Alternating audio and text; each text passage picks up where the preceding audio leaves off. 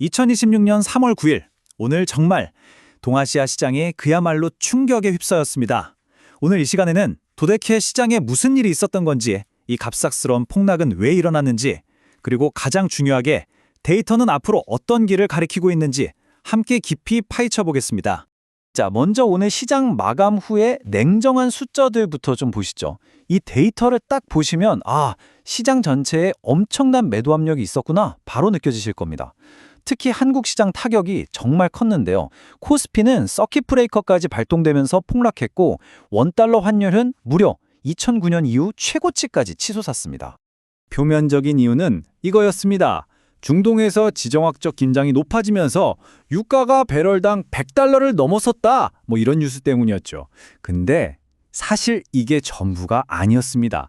이건 그냥 방아쇠에 불과했어요. 진짜 원인은 다른 데 있었습니다. 자, 그렇다면 말이죠. 유가 급등이라는 이 작은 방아쇠 하나가 어떻게 시장 전체를 이렇게 무너뜨리는 위기로 번질 수 있었을까요? 그 진짜 이유를 알려면 이 현상을 설명하는 몇 가지 핵심적인 경제 이론을 좀 짚고 넘어가야 합니다. 여기서 핵심은 바로 조지 소로스가 말한 재귀성 이론입니다. 이게 뭐냐면 투자자들의 생각이 현실을 만들어버린다는 건데요. 자, 보세요.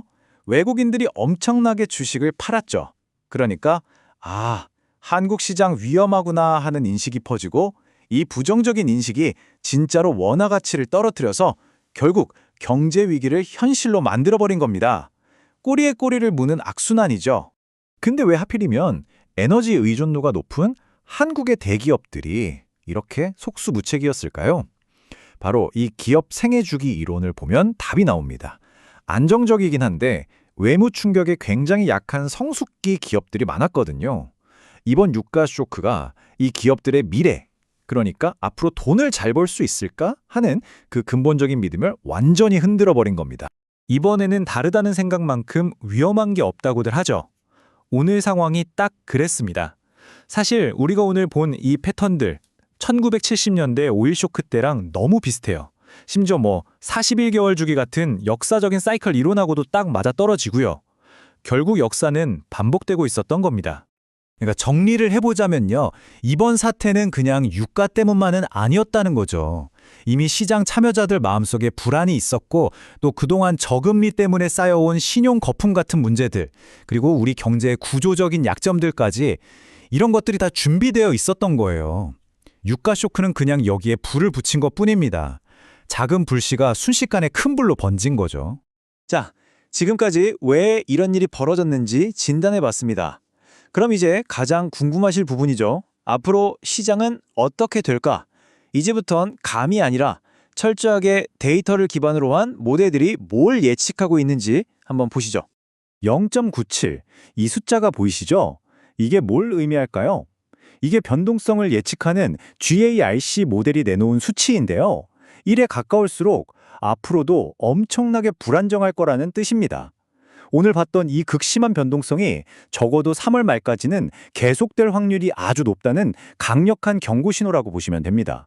자, 이건 몬테카를로 시뮬레이션 결과입니다.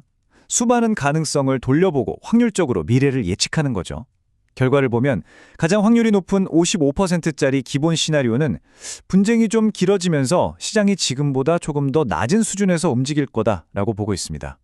물론 30% 확률로 더 안 좋은 상황이 올 수도 있다는 점도 염두에 둬야 하고요. 그럼 구체적인 숫자는 어떨까요? 이 표가 바로 아까 말씀드린 그 기본 시나리오가 현실이 됐을 때 3월 말에 예상되는 지수입니다. 딱 보시는 것처럼 코스피는 4,920선까지도 추가로 밀릴 수 있다, 이렇게 나오고 있네요. 차트 분석도 비슷한 얘기를 하고 있습니다. 지금 지수 위쪽, 그러니까 5,500에서 5,800선에는 팔려는 사람들이 엄청나게 많아서 이걸 뚫고 올라가기가 쉽지 않고요.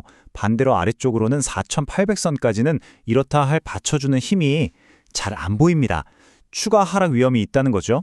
자, 이런 데이터 앞에서 그럼 우리는 어떻게 해야 할까요? 이제 감으로 투자할 때는 지났습니다. 철저하게 원칙을 지키는 계량적 접근, 즉 퀀트 전략이 필요한 시점이죠. 핵심은 딱 2단계입니다. 첫째, 일단 방어부터 하고, 둘째, 그 다음에 목표가 뚜렷한 공격입니다. 지금 가장 시급한 목표는 내 자산을 지키는 겁니다. 여기 나와 있는 것처럼 일단 주식 비중부터 확 줄여서 위험 노출을 낮춰야 하고요. 옵션 같은 걸로 보험을 들어두는 거죠. 추가 하락에 대비하는 겁니다. 그리고 아예 하락에 베팅해서 수익을 내는 인버스 전략도 고려해 볼 수 있겠습니다. 방어 준비가 단단히 끝났다면 이제 슬슬 기회를 찾아볼 시간입니다. 이런 혼란 속에서도 분명히 기회는 있거든요. 오히려 이런 고물가, 고변동성 환경에서 강점을 보이는 자산들이 있어요. 그런 것들을 잘 골라내서 선별적으로 접근하는 겁니다. 자, 오늘 내용 정리해 보겠습니다. 오늘의 시장 충격. 시작은 지정학적 사건이었지만 그 배경에는 우리 경제에 구조적인 취약점이 있었습니다. 앞으로는 정말 철저한 리스크 관리가 필요합니다. 하지만 데이터는 또 이렇게 말해주고 있죠. 준비된 투자자에게는 이런 위기가 엄청난 기회가 될 수도 있다고요. 마지막으로 이 질문을 한번 생각해 보시면 좋겠습니다. 모두가 두려워하는 이 시장에서 과연 위기와 기회를 나누는 선은 어디에 있을까요?